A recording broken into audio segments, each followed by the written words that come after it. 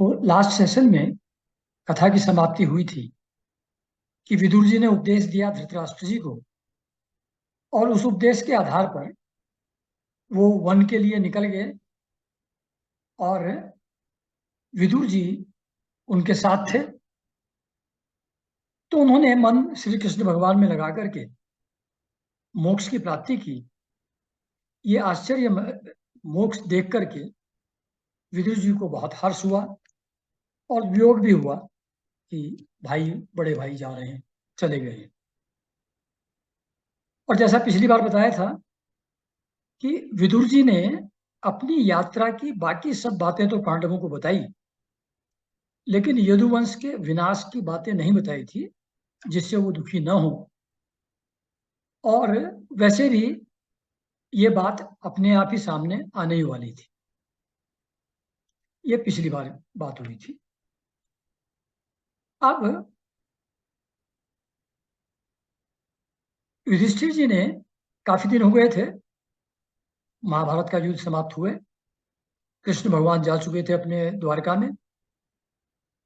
जब काफी दिन हो गए उस बात को, तो युधिष्ठिर जी ने अर्जुन को भेजा वहां द्वारका कि जा करके देख करके आओ, पता करके आओ कि भगवान का अब आगे प्लान क्या है, अब आगे वो क्या करना चाहते हैं, और हमारे जो सगे संबंधी हैं यदुवंशी लोग, उनके क्या हाल चाल हैं, वो कैसे हैं, ये पता करने के लिए युधिष्ठिर जी ने भेजा अर्जुन को।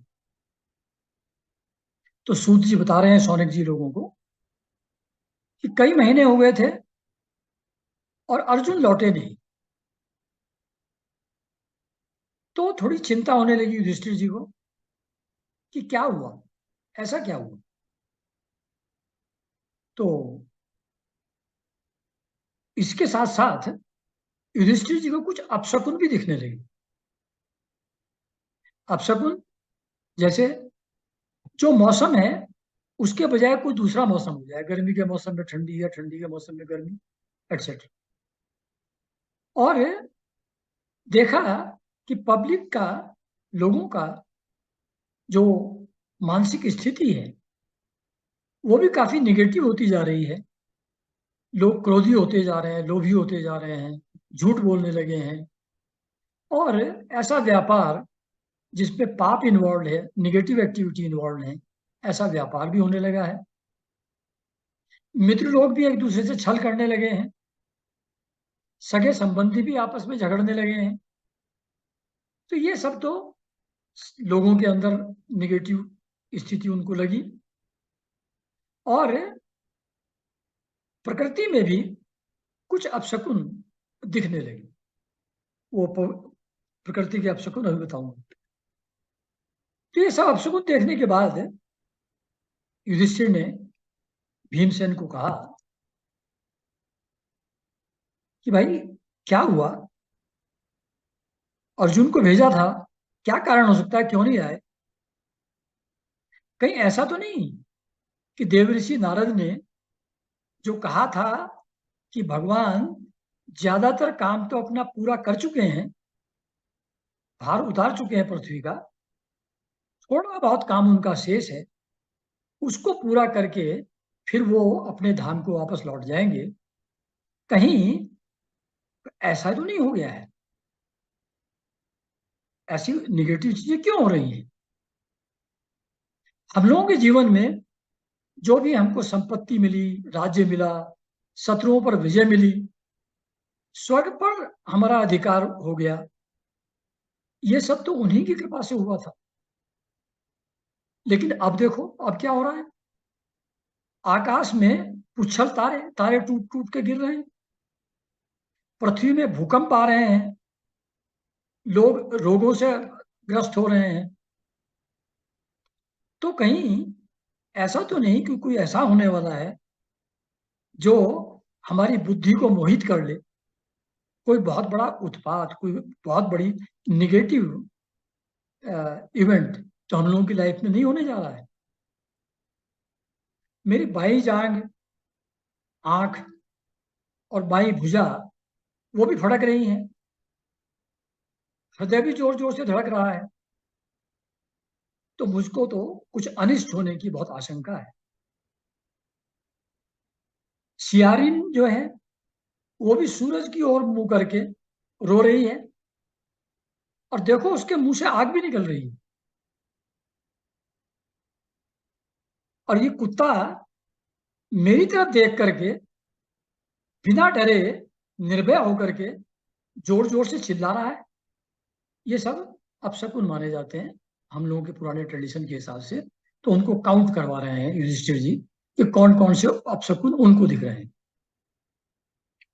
तो मृत्यु का दूत पेड़ुखी, उल्लू, कौवे रात में बहुत ही कानों को खराब लगने वाली कर्ण कठोर शब्दों से मेरे मन को कपा रहे हैं, और ऐसा लग रहा है कि जैसे विश्व सूना ही हो जाएगा। दिशाएं भी धुंधली हो रही हैं। सूर्य और चंद्रमा पर बार बार वो मंडल बैठने लगे हैं। बादल जोर जोर से गरज रहे हैं, जहां तहां बिजली भी गिर रही है। धूली धूल की वर्षा चारों तरफ अंधकार फैला रही है, और बादल से खून भी गिरता हुआ लग रहा है। घी में आग नहीं जल रही है। घी के दिए में दिया जलाते हैं तो आग नहीं जलती है घी से। बछड़े दूध नहीं पी रहे हैं माँ का। गौएं अपने आप को दुहने नहीं दे रही हैं, और गौशाला में गौएं रो रही हैं। बैल भी उदास हैं। भगवान की मूर्तियां, वो भी ऐसा लग रहा है जैसे रो रही हैं, और उनसे पसीना छू रहा है। हिलती डुलती भी लग रही हैं। और सब जगह, देश में, गांव में, शहर में, सब लोग बिल्कुल श्रीहीन और आनंद रहित लग रहे हैं। पता नहीं ये भयंकर काल अभी क्या करने वाला है।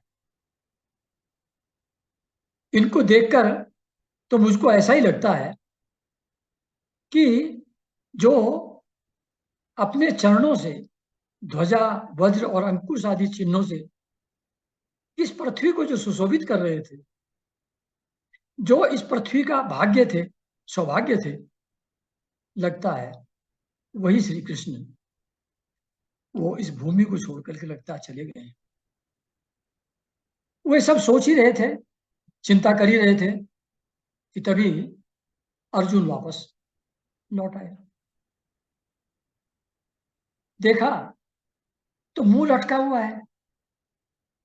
उनके कमल जैसे नेत्रों से आंसू बह रहे हैं। शरीर बिल्कुल कांतिहीन हो गया है। कोई चमक नहीं है उसमें, कोई ग्लो नहीं है।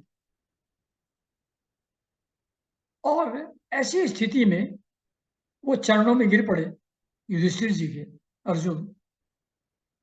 तो ऐसी स्थिति देख करके युधिष्ठिर और घबरा गए। तो देवऋषि नारद की बात को याद करके सब लोगों के सामने युधिष्ठिर ने अर्जुन से पूछा कि भाई, द्वारका में हमारे जो भोज, दसार, वृंशी, वृष्णि, यादव, सूरसेन, जितने भी हमारे सगे संबंधी इन वंशों के हैं, वो सब कुशल से तो है ना? मामा वसुदेव ठीक है? देवकी आदि हमारी पांचों मामियां, सातों मामियां ठीक है अपनी बहू और पुत्रों के साथ? उग्रसेन जी कैसे हैं? अक्रूर, मारुति, प्रद्युम्न, अनिरुद्ध, सांब, और जो कृष्ण भगवान के दूसरे पुत्र हैं, और उनके सेवक उद्धव, नंद, सुनंद, वो कैसे हैं? वो सब सकुशल और प्रसन्न है ना? वो क्या हम लोगों के बारे में कभी हमारी कुशलता के बारे में पूछते भी हैं क्या? और भक्त वत्सल, ब्राह्मण भक्त श्री कृष्ण सुधर्मा सभा में सुखपूर्वक विराज रहे हैं ना?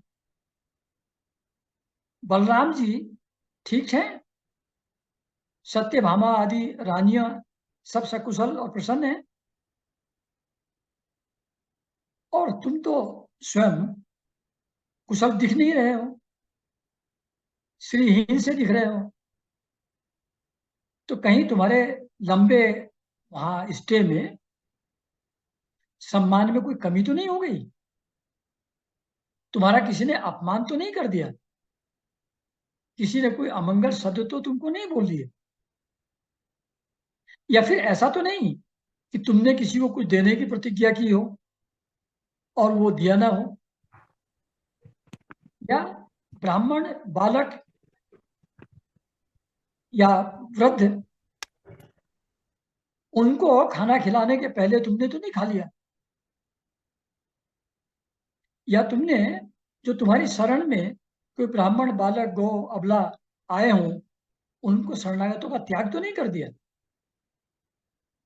कहीं किसी ऐसी स्त्री से संबंध तो नहीं कर लिया जो अगम्या है, जिसके साथ संबंध नहीं करना चाहिए? या गमन करने लायक स्त्री के साथ भी असत्कार पूर्ण से, इनडिसेंट तरीके से कोई संबंध तो तुमने नहीं बनाया? या कहीं ऐसा तो नहीं कि रास्ते में आते हुए अपने छोटे से या बराबरी वालों से हार तो नहीं गए? क्या हुआ? इतने दुखी, इतने डाउनकास्ट क्यों दिख रहे हो? हो ना हो, लगता है तुम अपने प्रियतम भगवान श्री कृष्ण से रहित हो गए हो, इसी से अपने आप को शून्य समझ रहे हो। दूसरा कोई कारण जिससे तुमको इतनी मानसिक पीड़ा है हो, ऐसा मुझको नजर नहीं आता। तो इतनी सारी बातें युधिष्ठिर जी ने लगातार धड़ाधड़ उनसे पूछ ली, अर्जुन से। तो यहां पर 14th चैप्टर समाप्त होता है और 15th स्टार्ट होता है। तो फिर सूत जी कहते हैं कि भगवान के विरह में अर्जुन वैसे ही बहुत ज्यादा दुखी थे, विषादग्रस्त थे, और उसके ऊपर युधिष्ठिर जी ने इतनी सारी आशंकाएं, इतने सारे डाउट्स उनके एक्शन पर या कैरेक्टर पर डाल दिए, और इतने सारे क्वेश्चन का बम्बार्डमेंट कर दिया, तो बड़े और परेशानी हो गई। तो अर्जुन का मुख और हृदय कमल सूखे हुए थे, चेहरा फीका पड़ा हुआ था, वो भगवान के ध्यान में डूबे हुए थे। इसलिए कोई उत्तर इमीडिएटली नहीं दे पाए। प्रेम जनित उत्कंठा के वश वो गला उनका रुंध गया, और कुछ भी बोलने की स्थिति में वो नहीं रह रहे थे। उनको सब याद आ रहा था कि कैसे कृष्ण भगवान मेरा रथ हाँका करते थे, टहलते हुए कितने प्रेम भरे व्यवहार वो किया करते थे। उन सब घटनाओं की याद उनको एक एक करके आने लगी। तो बहुत कष्ट उनको हो रहा था इंटरनली। फिर भी हिम्मत करके, बुद्धि का प्रयोग करके अपने शोक को, अपने दुख को थोड़ा कंट्रोल किया, आंसू पोछे, और रूंधे गले से वो युधिष्ठिर जी को बताने लगे कि मेरे जो ममेरे भाई, जो घनिष्ठ मित्र थे मेरे,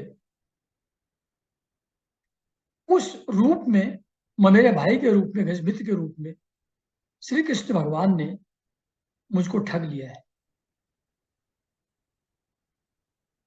मेरा ऐसा प्रबल पराक्रम था जिसको देख करके देवता लोग भी आश्चर्य में डूब जाया करते थे।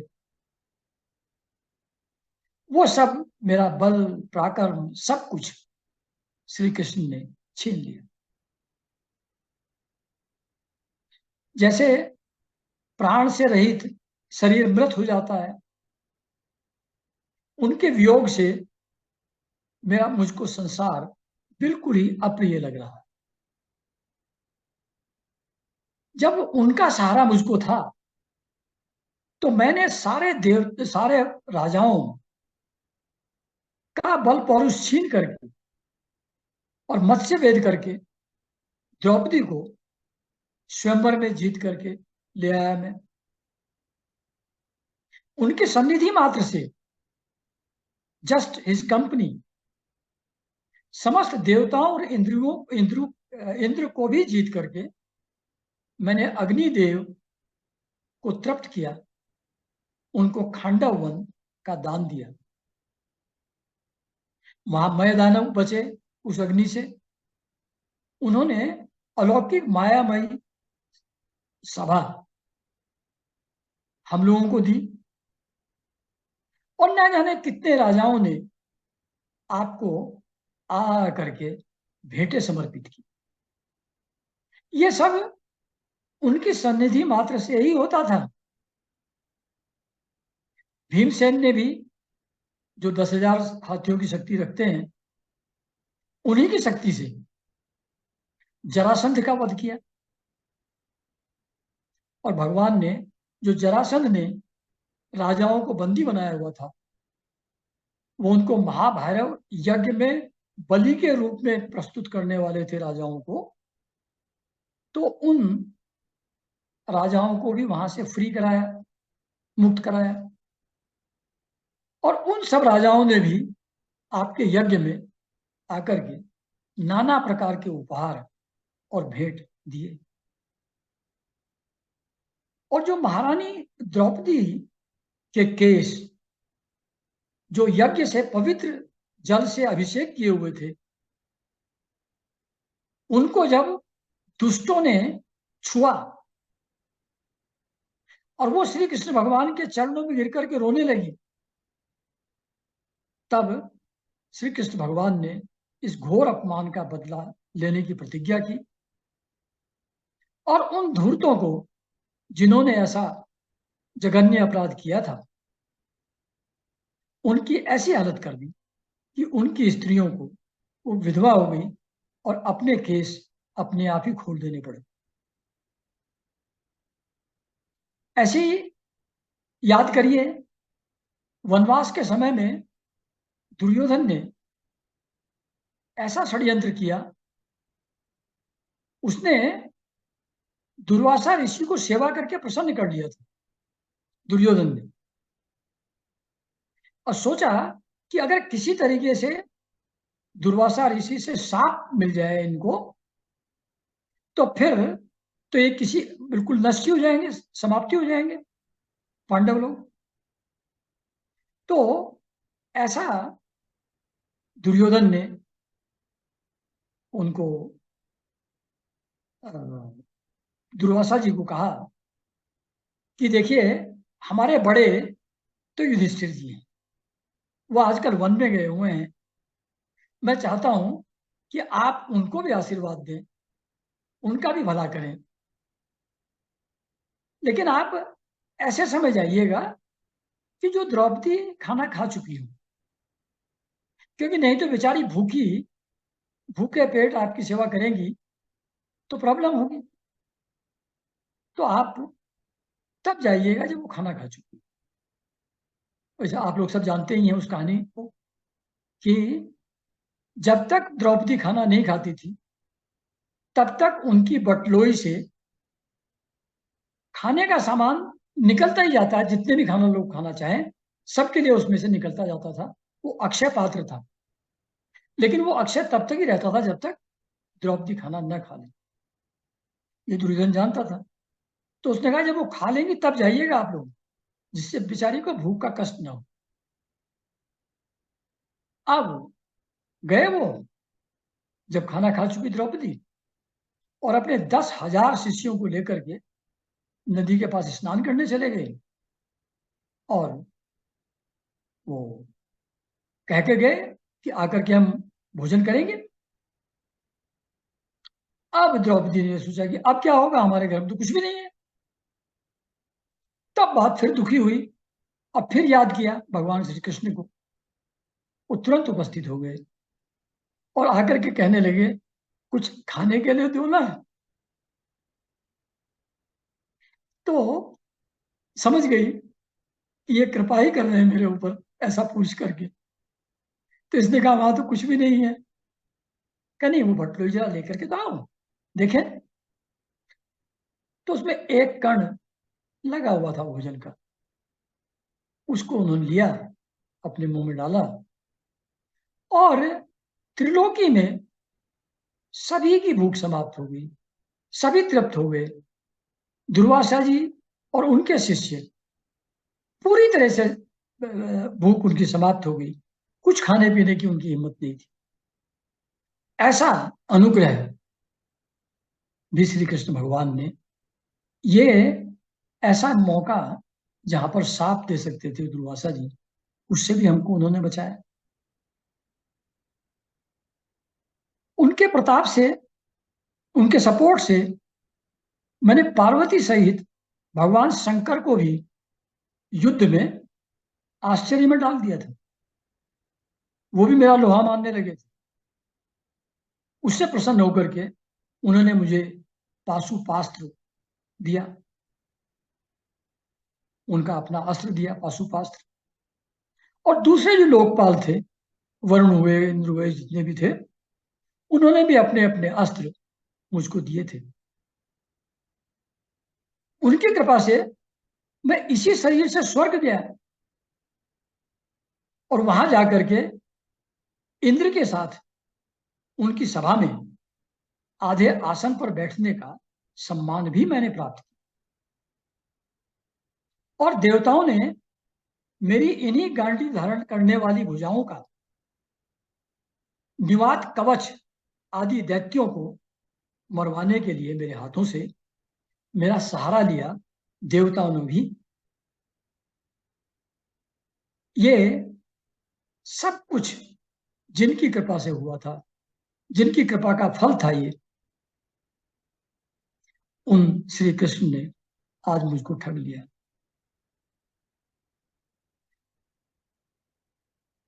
ये कौरवों की जो सेना थी, उसमें भीष्म, द्रोण, कर्ण जैसे महामत्स्य थे, ऐसे सागर के समान थी वो। उसको श्री कृष्ण के कारण से मैं उस समुद्र को भी, जो महामत्स्यों से भरा हुआ था, उसको भी मैं पार कर गया। इनफैक्ट वो जब आगे आगे चलते थे सारथी के रूप में, तो अपनी दृष्टि से ही जितने भी महारथी थे ये, भीष्म, द्रोण, कर्ण आदि, उनका सबका आयु, मन, उत्साह और बल, वो सब कुछ छीन लिया करते थे। उन वीरों ने मुझ पर कभी न चूकने वाले अस्त्र, विच नेवर फेल्ड, ऐसे अस्त्र उन लोगों ने चलाए, लेकिन वो मेरा स्पर्श भी नहीं कर पाए, भगवान श्री कृष्ण के कारण से। जैसे हिरण्याकशिपु आदि दैत्यों के कोई भी जो उन्होंने प्रहार किए प्रहलाद प्रहलाद के ऊपर, प्रहलाद को छू नहीं पाए, ऐसे ही मुझको भी इन सब वीरों के अस्त्र शस्त्रों ने छुआ तक नहीं। आपको याद है, शत्रुओं से विराट का पूरा गोधन मैंने वापस कराया था। उनके सारे मणिमय मुकुट और अलंकार तक छीन करके मैं सब ले आया था। ये सब उन्हीं की कृपा से होता था। अब और मेरी देखो स्थिति, मैं क्या करता था, वो तो इतने महान थे, लेकिन मैं क्या करता था, ऐसे भगवान श्री कृष्ण जिनकी महात्मा लोग मुक्त होने के लिए उनके चरण कमलों की सेवा करते हैं, मेरे जैसे दुर्बुद्धि ने उन्हें सारथी बना लिया, दूत बना दिया। और जिस समय मेरे घोड़े थके हुए थे और मैं रथ से नीचे उतर गया, तो ऐसी बुद्धि पैदा की दूसरों के अंदर श्री कृष्ण ने कि उन शत्रुओं ने मेरे ऊपर उस स्थिति में प्रहार नहीं किया। They did not attack me at that time. उनके प्रभाव से, उनकी बुद्धि उल्टी हो गई थी। और महाराज वो कितना उन्मुक्त और मधुर मुस्कान से युक्त होकर के कितने विनोद भरे और हृदय स्पर्शी वचन बोला करते थे। वो मुझको जब कहते थे, पार्थ, अर्जुन, सखा, कुरुनंदन, जब आदि कहकर के पुकारते थे, उसको जब मैं अब याद करता हूं तो मेरा हृदय बिल्कुल उथल पुथल हो जाता। सोते हुए, बैठते हुए, टहलते हुए बहुत बार मैं अपने बारे में बड़ी बड़ी बातें करता था, बड़ी डींगे हाँकता था अपने पौरुष की, अपनी महानता की, अपने युद्ध कौशल की, अपनी शक्ति। और वो महापुरुष अपनी ग्रेटनेस के कारण से, अपनी महानुभावता के कारण से उस सब चीज को सहन करते रहते थे। तो जैसे मित्र मित्र को माफ कर देता है, पिता पितृ को पुत्र को माफ कर देता है, उसी तरीके से मुझ दुर्बुद्धि के अपराधों को वो हमेशा सह लेते थे, कुछ कहते नहीं थे मुझको। महाराज वो मेरे सखा, प्रिय मित्र, नहीं नहीं, वो तो मेरे हृदय ही थे। उन्हीं पुरुषोत्तम से, भगवान से आज मैं रहित हो गया हूं। अब वो नहीं है। और देखिए उनके जाने के बाद क्या हुआ। मैं उनकी पत्नियों को लेकर के द्वारका से यहां आ रहा था और दुष्ट गोपों ने मुझको, जैसे मैं कोई अबला हूं, मुझको अबला की तरह हरा दिया। मैं उनकी रक्षा नहीं कर पाया। वही मेरा गांडीव आज भी है, वही बाण मेरे पास आज भी है, वही रथ, वही घोड़े और वही मैं रथी अर्जुन, सब वैसा का वैसा ही है। जिसके सामने बड़े बड़े राजा सिर झुकाया करते थे, आज साधारण गोपों ने मुझको हरा दिया उनके एब्सेंस में। श्री कृष्ण के बिना एक ही क्षण में सब सार शून्य हो गया, विदाउट एनी सब्सटेंस हो गया। वैसे ही हो गया जैसे भस्म में डाली हुई आहुति, उसका क्या अर्थ है। कपट भरी सेवा, उसका क्या अर्थ है। ऊसर में, ऊसर जमीन में बोया हुआ बीज, उससे क्या होने वाला है। उनके एब्सेंस में सब कुछ एकदम सारहीन और व्यर्थ हो गया। और राजन, जिन द्वारका वासियों और संबंधियों के बारे में आपने पूछा, वो तो ब्राह्मणों के शापवश ऐसे मोहग्रस्त हो गए, उन्होंने वारुणी दारू पी और आपस में अजनबियों की तरह आपस में लड़ मड़ करके सब नष्ट हो गए।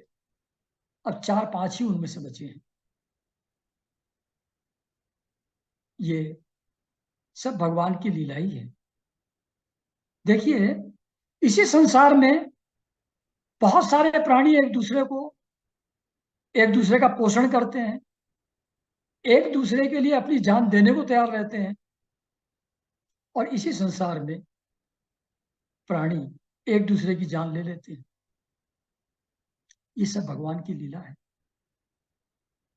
जैसे जलचरों में जो पानी में रहने वाले जंतु हैं, वो अब बड़े जंतु छोटे को खा जाते हैं। ऐसे ही भगवान श्री कृष्ण ने पहले यदुवंशियों से दूसरे राजाओं को का वध कराया और फिर उन्हीं को एक दूसरे से मरवा करके पृथ्वी का पूर्ण भार उतार दिया।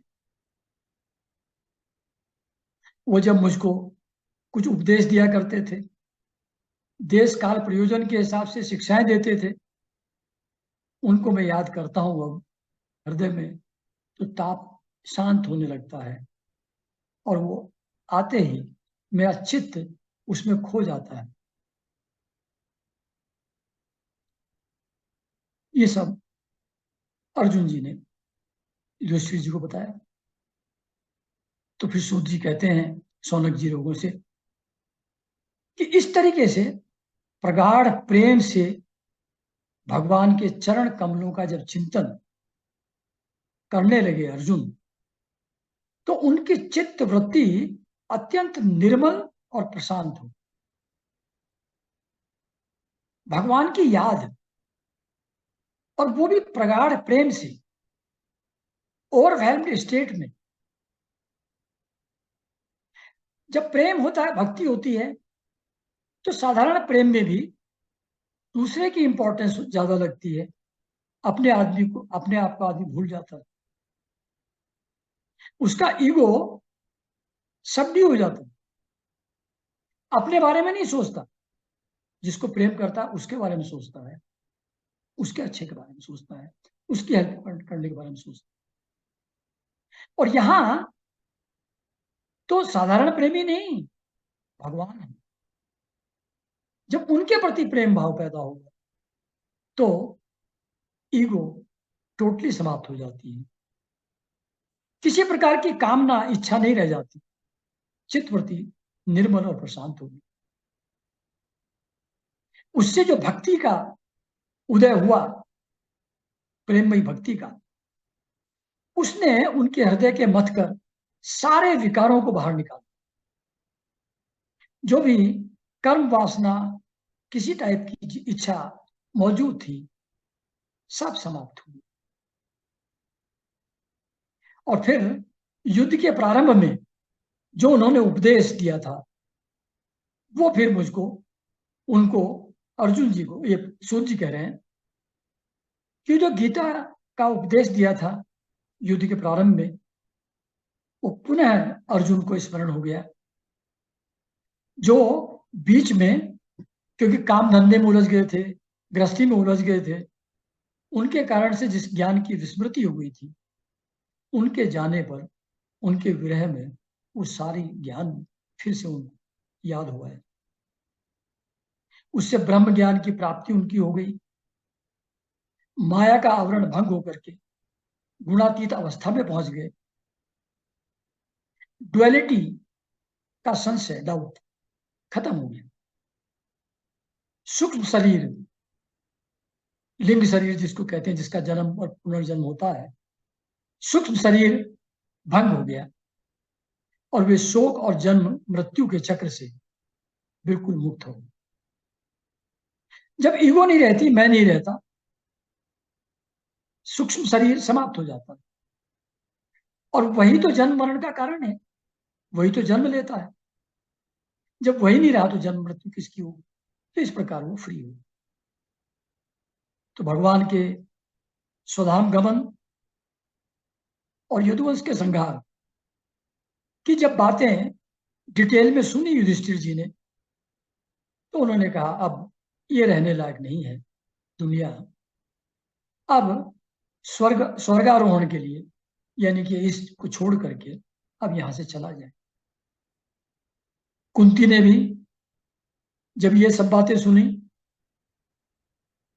अपने रिश्तेदारों का विनाश, कृष्ण का चले जाना, तो उनको भी अनन्य भक्ति से हृदय उन्होंने भी भगवान में लगा दिया, और वो भी जन्म मृत्यु रूप संसार से मुंह मोड़ करके चल। और भगवान ने जिस लोक दृष्टि से यादव शरीर ग्रहण किया था पृथ्वी का भार उतारने के लिए, उन्होंने उसको वैसे ही त्याग दिया जैसे एक कांटे से दूसरा कांटा निकाल करके दोनों कांटों को फेंक दिया जाता। जैसे ये हुआ, उसी दिन जो विचारहीन लोगों को अधर्म में फंसाने वाला कलयुग है, देखो यहां वर्ड यूज किया है, विचारहीन लोगों को अधर्म फंसाने। यानी कि अगर आप विचार करते हैं, बुद्धि का प्रयोग करते हैं, भगवान को याद करते हैं, तब कलयुग का प्रभाव नहीं होगा। तो जिस दिन कृष्ण गए, विचारहीन लोगों को अधर्म में फंसाने वाला कलयुग आधम का, युधिष्ठिर को क्लियरली दिख रहा था कि लोभ, असत्य, छल, हिंसा, अधर्म सब बढ़ते जा रहे हैं। इसलिए उन्होंने महाप्रस्थान का निश्चय किया। जाने का जब डिसीजन ले लिया तो परीक्षित को हस्तिनापुर में अभिषेक कर दिया, राजा बना दिया वहां का। मथुरा में अनिरुद्ध का अभिषेक कर दिया, उनको वहां का राजा बना दिया। और गृहस्थ आश्रम को त्याग करके, गृहस्थ आश्रम के धर्म से मुक्त होकर के संन्यास ले लिया, वस्त्राभूषण वहीं छोड़ दिए, ममता और अहंकार से रहित होकर ममता और अहंकार से रहित होकर युधिष्ठिर जी ने समस्त बंधनों को तोड़ दिया।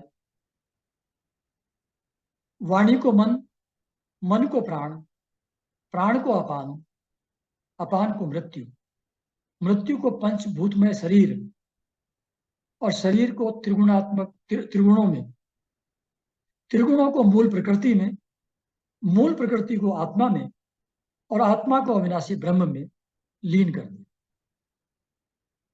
ये कैसे होता है इसके बारे में मुझको कोई आइडिया नहीं है, पर ये योग की कोई विधियां हैं जिनका जिक्र यहां नहीं है। तो इस प्रोसेस से गुजरने के बाद जब उन्होंने अपनी आत्मा को अविनाशी ब्रह्म में लीन कर दिया तो उनको ऐसा अनुभव होने लगा कि ये संपूर्ण दृश्य प्रपंच ब्रह्म स्वरूप ही है। हर चीज में, हर व्यक्ति में, हर जीव में ब्रह्म ही उनको नजर आने लगा। इस स्थिति में उन्होंने अपने वस्त्राभूषण उतार करके चीर वस्त्र धारण कर लिया, अन्न और जल का त्याग कर दिया, मौन व्रत ले लिया, और अपने बालों को खोल करके, केस खोल करके बिल्कुल जड़ उन्मत्त पिशाच की तरह हो गए, और बिना किसी का वेट किए, बिना किसी की बाट देखे घर से निकल पड़े, बिल्कुल बहरे की तरह, जैसे कुछ सुनाई नहीं पड़ता। हृदय में पर ब्रह्म का ध्यान करते हुए उस उत्तर दिशा की तरफ चल पड़े जिस ओर पहले से बड़े बड़े महात्मा जन हमेशा से जाते रहे हैं या जा चुके हैं। फिर छोटे भाइयों ने भी देखा है सब, और उन्होंने भी श्री कृष्ण के चरणों की प्राप्ति का दृढ़ निश्चय किया, और वो भी अपने बड़े भाई के पीछे पीछे श्री कृष्ण चरणों की स्मृति हृदय में धारण करके वो भी चल पड़े। इन सब लोगों ने जीवन में जो भी हम लोग एक्सपेक्ट कर सकते हैं, कोई भी एक्सपेक्ट कर सकता है, वो सब प्राप्त किया था जीवन में, सब चीजों का भोग कर लिया था।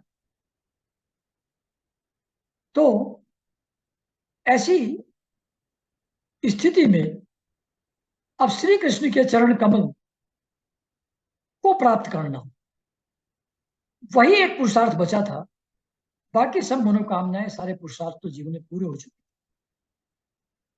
इसलिए उन्होंने श्री कृष्ण के चरण कमलों को अपने हृदय में धारण किया। उससे भक्ति भाव उनके हृदय में उमड़ आया, बुद्धि शुद्ध हो गई भक्ति भाव में, सरेंडर में। जब मैं ही नहीं है तो फिर बुद्धि में दोष भी कहां से आएगा? तो बुद्धि उनकी शुद्ध हो गई, और वो श्री कृष्ण भगवान के स्वरूप में अनन्य भाव से स्थित हो गई, और परम गति को उन्होंने प्राप्त की। और श्री कृष्ण के प्रेम में मुग्ध रहते थे हमेशा विदुर जी। तो जो भगवान में विदुर जी हैं, वो भी श्री कृष्ण के प्रेमावेश में मुग्ध होकर के प्रभास क्षेत्र में जहां पर वो यदुवंशी लोग मरे थे, उस प्रभास क्षेत्र में वो एक बड़ा तीर्थ स्थान है, वहां पर विदुर जी ने भी अपना शरीर त्याग दिया। तो वहां उनको लेने के लिए पितर लोग आए हुए थे, और उनके साथ वो अपने लोग यानी कि यम लोग को चले गए। ये लोग कहानी पहले बता चुका हूं मैं कि किस कारण से यमराज को विदुर के रूप में आना पड़ा था। तो विदुर जी एक्चुअली यमराज थे। 100 वर्ष के लिए उनको एक ऋषि के शाप के कारण से नीचे आना पड़ा था पृथ्वी पर। तो वो उसी यमलोक में वापस चले गए। अब द्रौपदी ने देखा कि हमारे जो पांडव हैं, now they have attachment with nothing, बिल्कुल निरपेक्ष हो गए हैं, किसी चीज से कोई अटैचमेंट नहीं। तो फिर उन्होंने भी वही किया, वो भी अनन्य प्रेम से श्री कृष्ण का चिंतन करते हुए वो भी उन्हीं को प्राप्त हो गई। तो फिर सूत जी कहते हैं कि ये पांडवों के महाप्रयाण की इस परम पवित्र और मंगलमयी कथा को जो पुरुष श्रद्धा से सुनता है, वह निश्चय ही भगवान की भक्ति और मोक्ष को प्राप्त करता है। ऑब्वियसली भक्ति ही ईगो को समाप्त करती है, उसी से मोक्ष की प्राप्ति होती है। तो यहीं पर ये 15 चैप्टर समाप्त होता है, और बाकी अगले संडे फिर मिलेंगे, है ना।